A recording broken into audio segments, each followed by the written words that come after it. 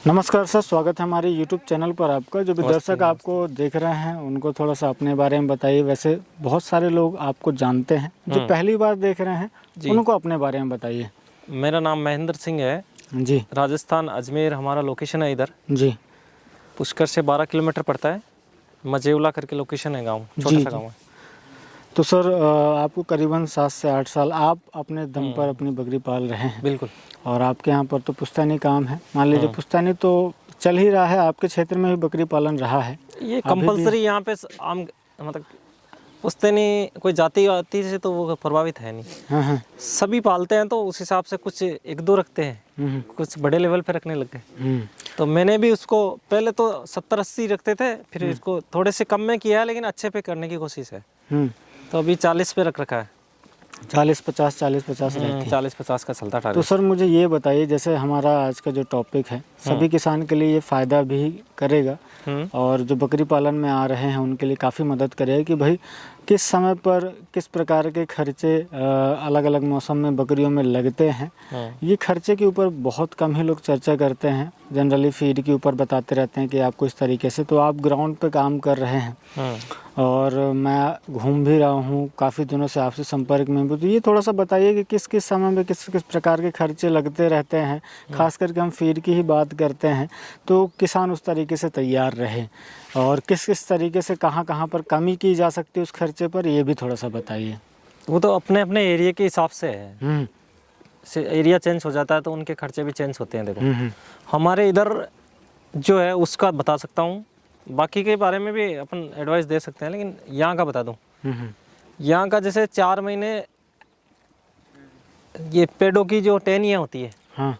बेर है, खेजड़ी के पेड़ जो इधर है, एरुंज है, ये रेगुलर चलते हैं जी। और ये रेगुलर जैसे 4 महीने तक चलते रहते हैं। अडूसा नीम है, ये चलता रहता है। और इसके साथ हम थोड़ा सा क्या है, रचका, हरा रचका लगा के रखते हैं जी। तो ये सामने ये आप ही का खेत है ना, इसमें हाँ, कितने बीघे में लगाई हुई सर रचका आपने? 1.5 बीघे में है। 1.5 बीघे में हरा रचका लगाया हुआ है जी।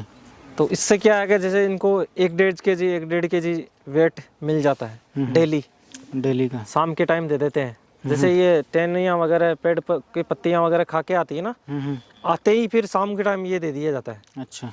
तो उससे क्या है कि इनको थोड़ा हरा चारा भी मिलता रहे, तो उसके लिए किया है। तो ये 4 महीने का शेड्यूल तो यही रहता है। सर्दियों का आपने बताया है ना? सर्दियों का अभी जैसे बारिश के जस्ट बाद का। बारिश के जस्ट बाद का, जब आपको खेजड़ी मिलना शुरू हो जाती है, खेजड़ी की पत्तियां वगैरह ये पक जाती है, पहले कच्ची पत्तियां रहती है जी, फिर जैसे डार्क होने लगे तो फिर अपन पूरी दे देते हैं। पूरी देना शुरू कर देते हैं। हाँ वो देते हैं। तो सर मुझे ये थोड़ा सा बताइए कि जैसे जो आम किसान है वो किस प्रकार से तैयार रहे, क्या क्या चीज़ें वो लगा सकता है? हरी घास में ही आप बताइए तो वो क्या क्या लगा? हरी घास में तो आजकल बरसीन की खेती भी करते हैं लोग, वो भी लगाते हैं। ये नेपकियर लगा रहे हैं, हरा रचका है, एक वो बाजरी आती है, रचका बाजरी बोलते हैं हमारे इधर। तो बाजरी भी डलती है तो बाजरी भी अच्छा आती है। वो सीजन वाइज लगाते हैं, आगे से आगे। जैसे रचका फुल है तो इसमें कमी आएगी तो वो डाल देंगे, ऐसे लगाते हैं। एक काच भी आता है हमारे इधर, ऐसे चौड़े पत्ते आते हैं उसके इतने, तो वो भी डालते हैं। बहुत अच्छा। ये चीज़ें यूज करते रहते हैं शामिल में। और जो भी खरपतवार अगर इसमें खेत के अंदर उत्पन्न होगी वो अलग से कटवा के इनको, वो अलग से कटवा वेस्ट जाएगा तो इनको डाल देते हैं, तो वो अगर अपने काम में आ जाता है इनके। बिल्कुल ऐसे है। तो 4 महीने का तो ये सिस्टम चलता ही है। लगभग क्या खर्चा बढ़ जाता होगा इसका अभी का? अभी का इनका कॉस्ट कम हो जाता है। जैसे चारा रचका वगैरह घर का मिल जाता है तो उसमें 15 रुपये 20 रुपये 15 रुपये 20 रुपये के अंदर आता है। 15 मान के चलो आप 20। हाँ, जो पेड़ की पत्तियाँ आपने बताई, इसके पेड़ की पत्तियों का इनका तो 5-6 रुपये के करीबन आता है एक जानवर का खर्चा। पत्तियों का 5 रुपये मानो, भरपूर मिल जाती हैं पत्तियाँ, दिन भर दबा के खाती हैं ये। 5 रुपये एक जानवर का है, 5 से 6 रुपये के बीच में काट के अपने को खिलाना पड़ता है, सीधा पेड़ मिल जाता है अपने। तो उसमें फीड कॉस्ट कम हो जाता है। अब ये चीज़ प्लस पॉइंट हो गई। और फिर उसमें प्लस पॉइंट हो गई जैसे इस टाइम पे सर अभी भूसा कौन कौन से मिलते हैं फिर आप जो इन्हें भूसा खिलाते हैं? गंवारी का मिलता है जी, मूंग का, उड़द का, दलहनी फसलें होती है ना उनका सबका मिलता है, सोयाबीन का। और फिर ये मूंगफली का मिल जाता है। फिर आगे जाएंगे अपन तो ये मूंगफली के बाद में हरी पत्ती, जो खेजड़ी की पत्ती होती है, लौंग की वो लौंग पत्ती वो मिल जाती है अलग से। वो तो मिलना वो शुरू हो जाती है। नागौर बेल्ट में इधर बहुत सारी होती है, अजमेर में भी है। यहाँ के लोग हरी पत्ती निकलवाते कम है, उधर के बेल्ट में तो उनका बिजनेस है वो चीज़ का। अच्छा, भाई खेजड़ी काटो, इनके पत्तियाँ निकालो और राजस्थान में सप्लाई करो कहीं पे भी। बिल्कुल। तो उनका काम है, उनको उस चीज़ से पैसा बन जाता है उनके, और हमारे इधर इनके काम में आ जाता है। अपने यहाँ पे जो भी पेड़ वगैरह हैं तो अपन डायरेक्ट खिला देते हैं, डायरेक्ट काट के खिलाते हैं इधर ज़्यादातर। जी। तो सर मुझे ये भी थोड़ा सा बताइए, जैसे अब इसके बाद बारिश आएगी तो बारिश में खर्चा इसके बढ़ता बाद है? में धूप के दिन आएंगे फुल। हाँ हाँ, तो धूप के उस टाइम क्या बचता है कि देसी बबूल बचता है हमारे पास। एक तो एक एरुन जो होती है, उनकी पपड़ियाँ होती है, गीली होती है, तो उनको अपन ऐसे डायरेक्ट काट कर गिरा के काट के वैसे खिला सकते हैं। और बेर वगैरह कुछ बच जाए अपने पास तो वो भी डाल सकते हैं उसमें, कुछ बचे कच्चे पेड़। और ये देसी बबूल चलता है साथ में।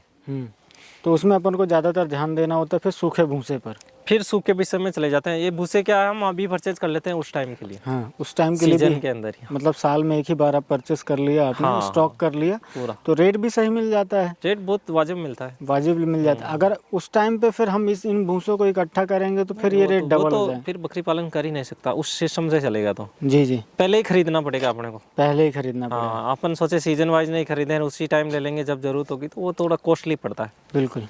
तो मेनली गर्मियों में ज़्यादा अपन को, क्योंकि हरे चारे वगैरह, हरी पत्तियां वगैरह इस क्षेत्र में रहती नहीं पत्तियाँ हैं। आती हैं सब खत्म हो जाती है उस टाइम। एक तो हरा रचका मिल जाता है, जी, बाकी सूखा भूसा ही देना पड़ता है ज़्यादातर। वो भी जिसके पास व्यवस्था है वही हरा वो रचका दे खिला सकता है। सकता है, बाकी तो खेत वगैरह खाली हो जाते हैं।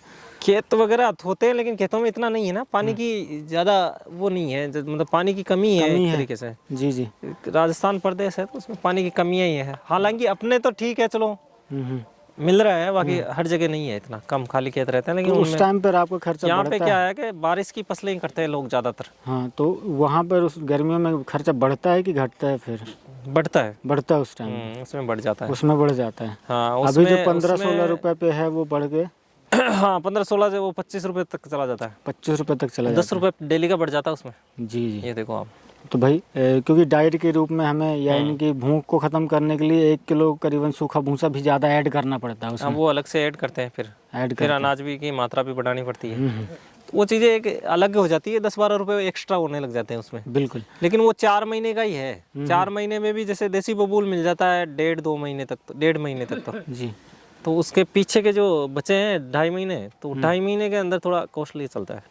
फिर हम बात करें बारिश की, तो बारिश की तो फिर जंगलों में तुरंत बारिश आ जाती है। जी, बारिश में हमारे इधर बहुत सारे पहाड़ है, तो उनमें फ्री ऑफ कॉस्ट।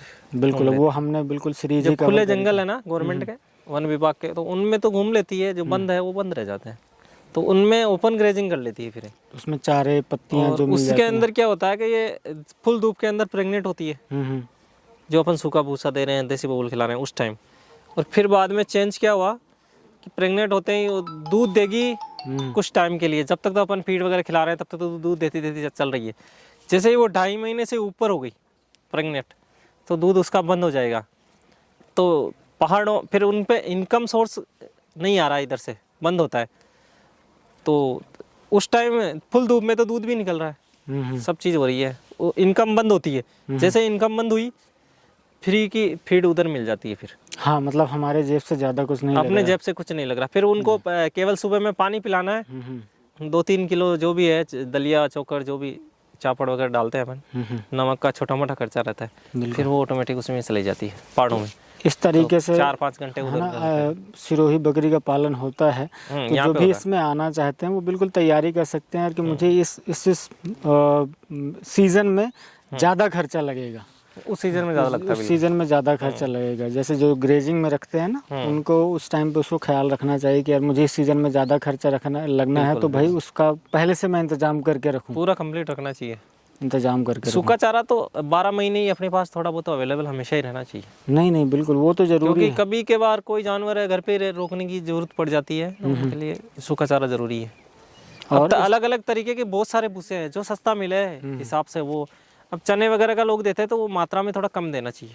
हाँ, मतलब अगर डायरिया वायरिया की प्रॉब्लम आने लग जाती है। अभी देखो ये जब भूसा या चारा जब बदलता है ना तब फिर वो थोड़ी सी परेशानी का कारण बनता है। चारे बदलते टाइम वैक्सीनेशन का, इनका वैक्सीनेशन क्या है, डीवॉर्मिंग का थोड़ा विशेष ध्यान रखना चाहिए। और जो भी फीड खिला रहे तो कम कम मात्रा में, मतलब चार एकदम तरह से की ना फीड बदल के, खिलाओ, 4 तरह की फीड खिला दो। जी जी। इसमें ये नहीं हो वो, अब मेरे पास काफ़ी कस्टमरों के फ़ोन पूरे दिन आते हैं, ये 150 फ़ोन डेली आते हैं। जी। तो वो क्या करते हैं, बोले हमने चना दिया डायरिया हो गया। अब भाई मात्रा में चने का भूसा ज़्यादा दोगे तो वो डायरिया होना ही है, स्वाभाविक है। और एकदम से नहीं, आदत में उसके लाइए धीरे धीरे करके। हाँ, मात्रा थोड़ी थोड़ी देनी पड़ेगी वो आप। जब उसको वो धीरे धीरे भाई ऐसी चीज़ है उससे डायरिया नहीं हो रहा है। पहले तो जैसे इसमें गंवारी का, मूंगफली का, मूंग का, उड़द का, चने का, सोयाबीन का कुछ भी आ रहा है, फिर लास्ट में जब देना है दोपहर के 3 बजे कुछ, तो उस टाइम चने का दे दो बीच में, तो वो उसके इतना प्रेशर नहीं देगा, मतलब डाइजेशन नहीं बिगाड़ेगा जी। इस चीज़ का थोड़ा ख्याल रखना चाहिए। यही रहता है, 4-4 महीने का पीरियड रहता है इनका खिलाने पिलाने का। तो बिल्कुल, और अधिक जानकारी के लिए सर का नंबर मैंने डिस्क्रिप्शन में दे दिया है, वहाँ से आपको पता चल जाएगा। बहुत अच्छी जानकारी शेयर करी सर ने। सर आपका बहुत बहुत धन्यवाद। Thank you very much.